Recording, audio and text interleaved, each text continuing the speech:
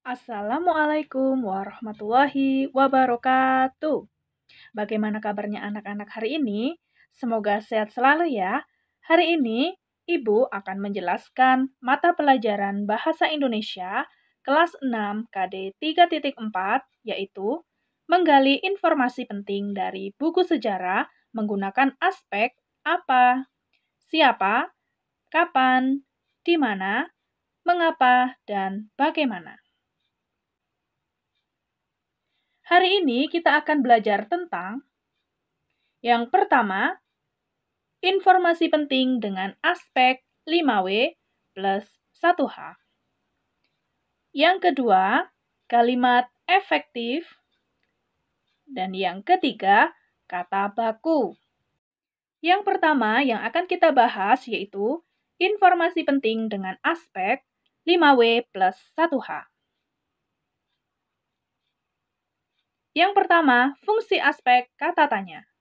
Kata tanya yang pertama, what atau apa berkaitan dengan peristiwa yang terjadi. Where, di mana, berkaitan dengan tempat di mana peristiwa terjadi. Where, kapan, berkaitan dengan waktu peristiwa terjadi. Who, siapa, berkaitan dengan pelaku peristiwa. Why, mengapa, berkaitan dengan latar belakang terjadinya peristiwa. Dan yang terakhir, how, bagaimana, berkaitan dengan proses terjadinya peristiwa. Nah, fungsi aspek ini ya bisa kita ringkas menggunakan adik Simba. A untuk apa, D untuk di mana, K kapan, C siapa, M mengapa, dan yang terakhir bagaimana.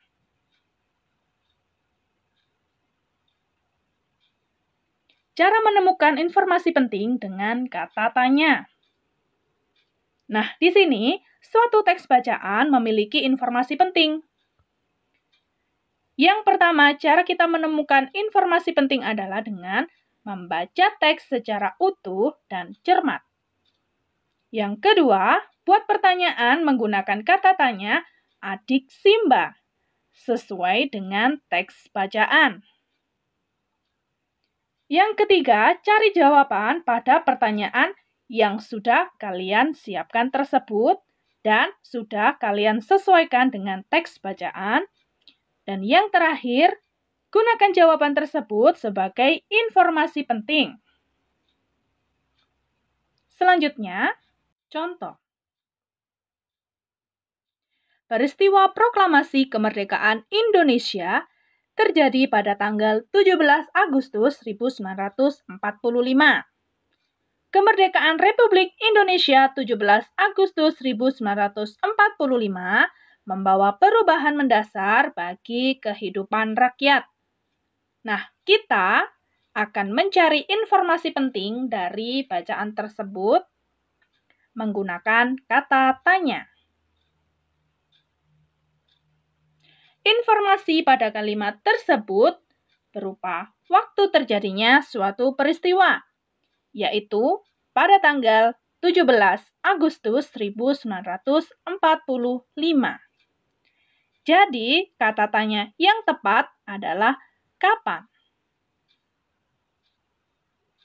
Lanjut. Yang kedua yaitu kalimat efektif.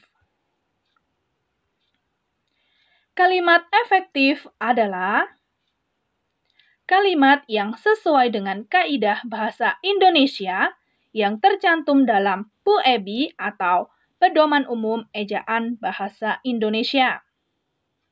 Lalu, kalimat efektif juga memiliki susunan yang berurutan. Dimulai dari S, subjek, yang terdiri dari kata ganti orang, hewan, benda, atau tumbuhan. Ini menyesuaikan bacaan ya.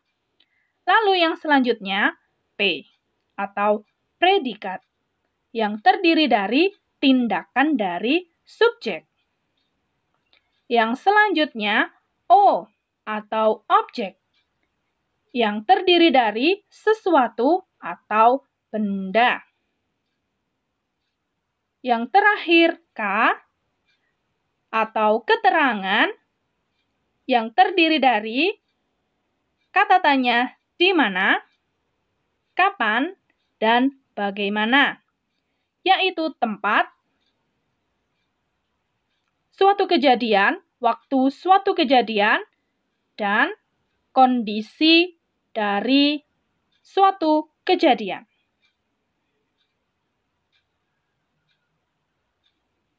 Lanjut. Syarat kalimat efektif.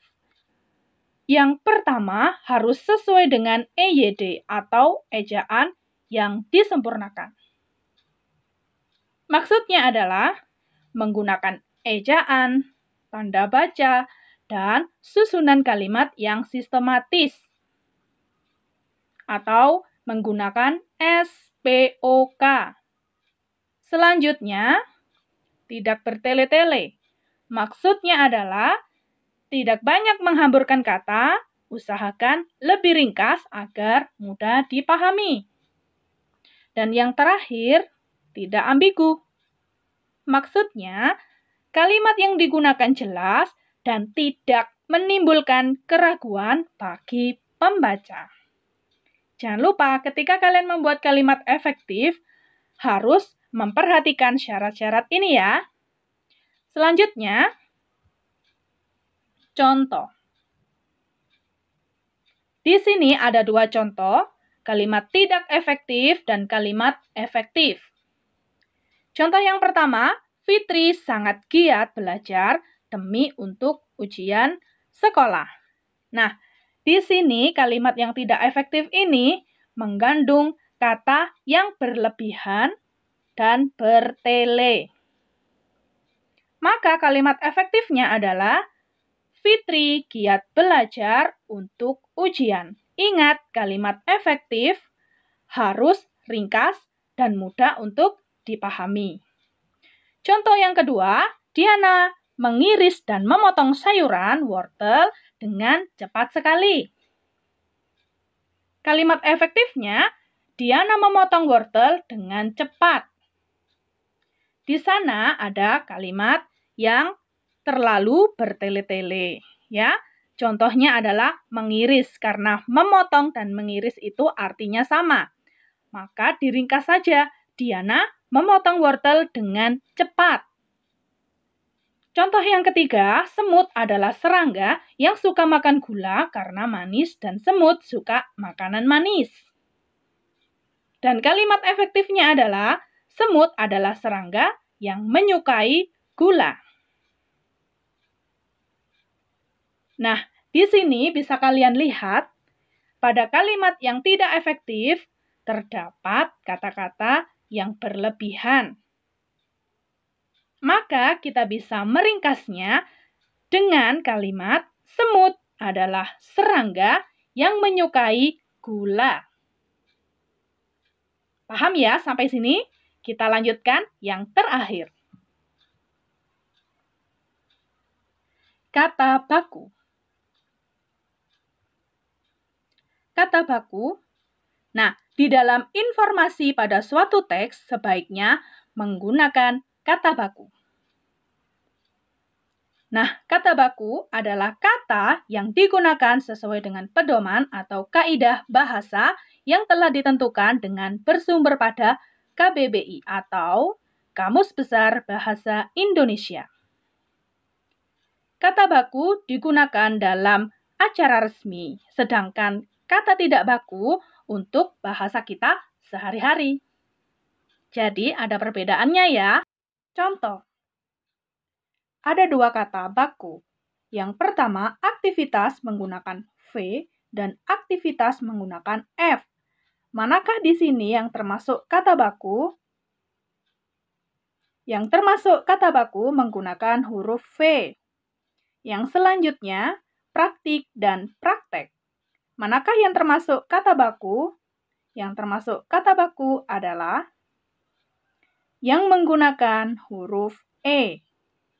Selanjutnya, cabe, dan cabai, yang merupakan kata baku berakhiran I, ya, cabai. Selanjutnya, jadwal dan jadwal. Ada yang menggunakan U dan W. Manakah yang termasuk kata baku? Yang termasuk kata baku menggunakan W, jadwal. Oke anak-anakku sekalian, terima kasih banyak untuk waktunya hari ini. Kita sudah berada di akhir video. Tetap semangat dan jaga kesehatan. Sampai jumpa di lain kesempatan. Wassalamualaikum warahmatullahi wabarakatuh.